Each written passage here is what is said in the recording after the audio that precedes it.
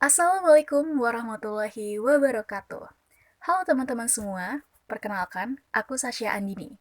Dan pada kesempatan kali ini, aku akan menjelaskan sedikit mengenai sejarah berlakunya hukum perdata di Indonesia.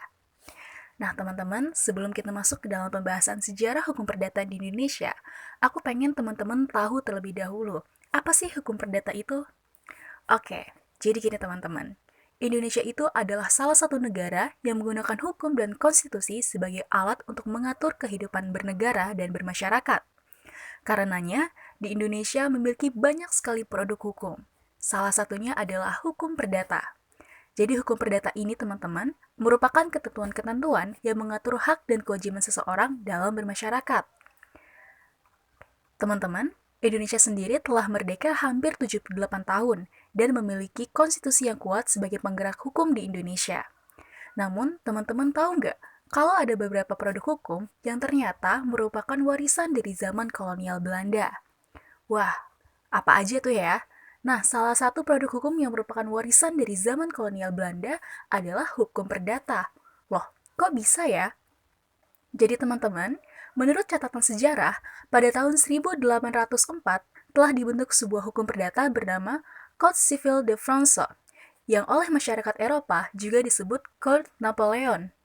5 tahun berselang, Belanda jatuh ke tangan Prancis yang berlangsung hingga 1811.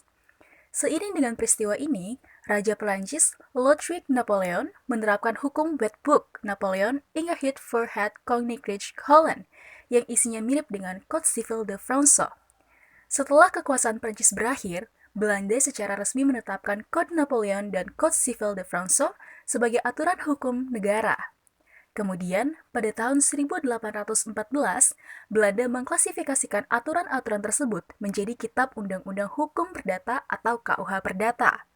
Pengklasifikasian aturan-aturan tersebut dibuat oleh Mr. G.M. Kemper, yang dikenal sebagai Onward Kemper. Akan tetapi, sebelum Kemper berhasil menyelesaikan tugasnya, ia meninggal pada tahun 1824. Pada akhirnya, pengklasifikasian tersebut dilanjutkan oleh Ketua Pengadilan Tinggi di Belanda, Nicolai. Pada 6 Juli 1830, perumusan hukum selesai dikerjakan, yang kemudian diberi nama BW atau Bulgarich Wetboek, atau Kitab Undang-Undang Hukum Perdata Belanda. Selain itu, dibuat juga WVK atau Wetboek van Kompenhandi, dengan nama lain Kitab Undang-Undang Hukum Dagang. Ketika aturan hukum perdata tersebut selesai disusun, Belanda menjajah Indonesia.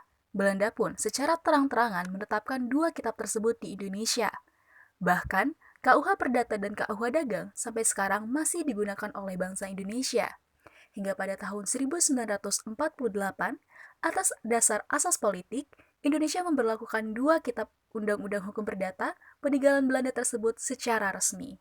Nah, teman-teman, yang tadi itu adalah sejarah singkat pemberlakuan hukum perdata di Indonesia. Semoga apa yang aku sampaikan dapat bermanfaat dan dapat dimengerti oleh teman-teman sekalian.